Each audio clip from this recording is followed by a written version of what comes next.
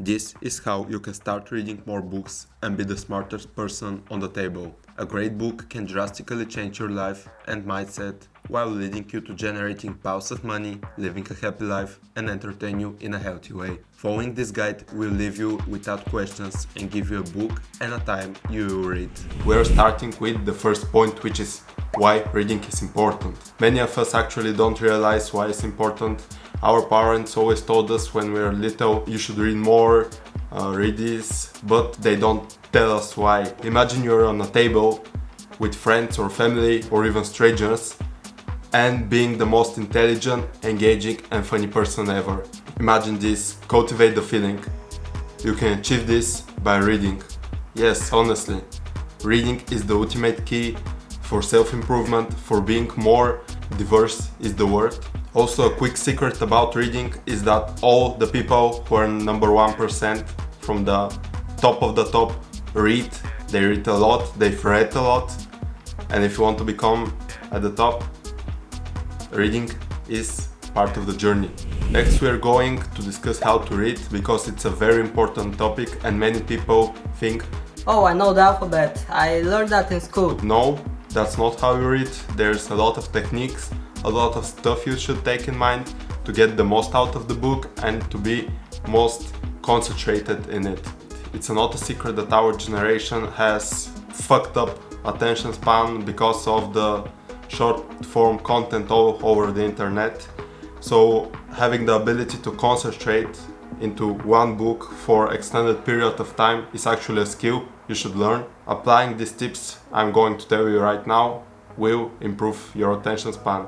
So the first tip I have for you is ditch all the electronics. Either put them in a separate room, all the laptops, phones, iPads, everything.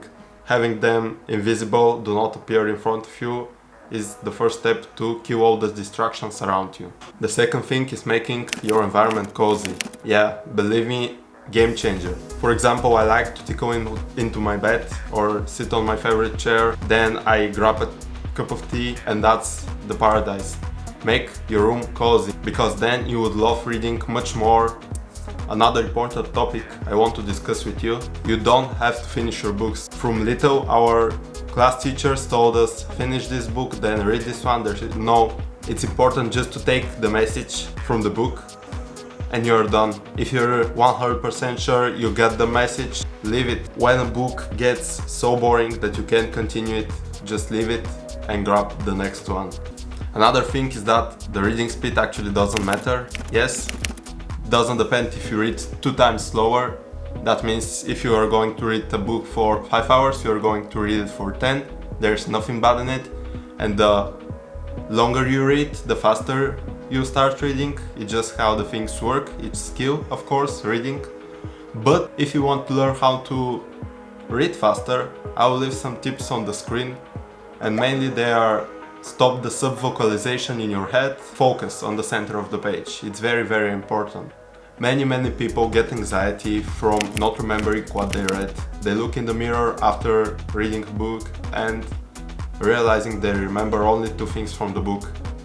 That's not bad. Even if you remember 2, 3, 4 things from the book and they are life-changing, do you really think it was a waste of time? You just got new 3 things to implement into your life and change it for the better. But even this, if you want to remember more from the books, there are numerous techniques which I'm not going to talk in this video in depth. But the most important thing is highlighting.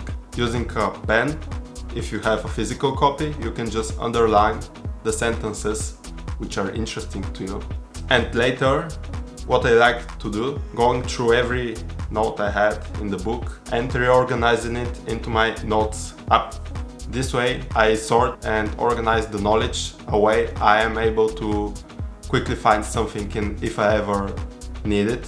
And if you have a Kindle, you can use the built-in feature for highlighting, which syncs automatically with the cloud. It's a lot easier because it's just a copy-paste thing.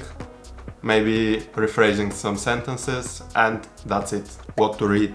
A very broad topic. Many people wonder when they finish a book or when they want to start a new one. So I go to Goodreads, go to the collection section and just browse through the lists of most important books that everyone should read. I think it's called something like this.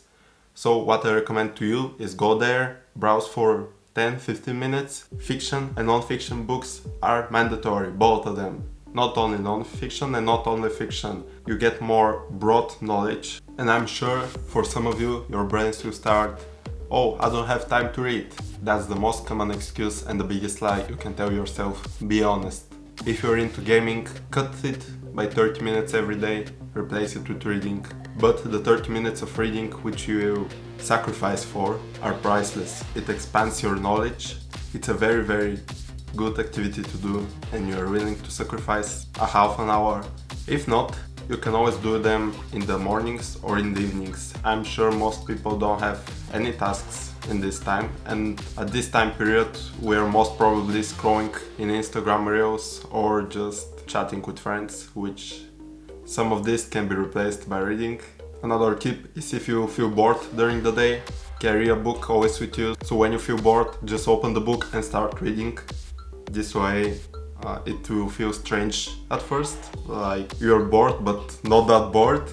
But when you try it a couple of times, it becomes interesting. Treat reading like self-care activity. It's so relaxing, it's stress relieving. Lack of reading community is a big trouble many of us face without knowing it. A community builds habits. You can see it everywhere, in sports, studying, in working. What I suggest is friending your friends in Goodreads. In this way, in my experience, I just see other people progress in books. I'll take suggestions from them. We form like a little community, like a mini book club there, where we encourage each other, give ratings to books, write reviews, and this way we compare our own thoughts about a given book, which is very interesting to see also how your friends think. Book clubs is an awesome thing you can do if you find one.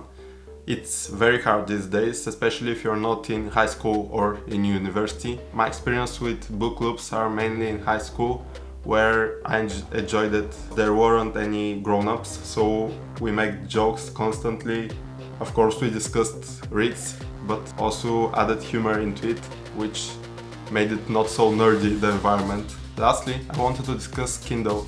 It's a lifesaver in some cases, just because it's so little and its size makes it easier to grab it, put it in your pocket or in your bag and read on the go.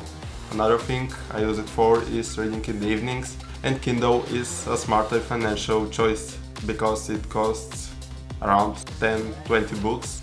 And what I recommend is trying both digital and on paper and see what you enjoy more, see what works for you and do it. Thank you so much for watching. It means the world for me if you learned something new. And everything we discussed in the video can be found down in the description, and see you in the next one.